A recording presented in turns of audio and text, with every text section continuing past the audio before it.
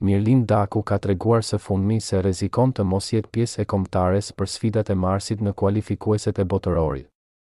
Sulmuesi i Rubin Kazanit spikati me 2 gola në fundjavë që i dhan fitoren ekipit të tij kundër Spartakut të Moskës. Daku ka inflamacion te pjesa e fundit të barkut dhe shton se akoma nuk është vendosur kur do të kryejë ndërhyrjen.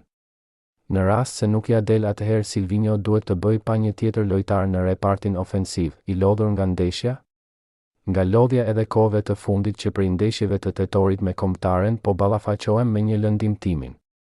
Siç duket edhe pak ndeshje edhe duhet t'i nënshtrohem një operacioni. Për herë të parë po e them se po vazhdoj të luaj përmes injeksioneve. Bëhet fjalë për një inflamacion te pjesa e fundit të barkut. Ka ardhur për shkak të ngarkesave. Sot sidomos e kam marrë lajmin para ndeshjes prej doktorit.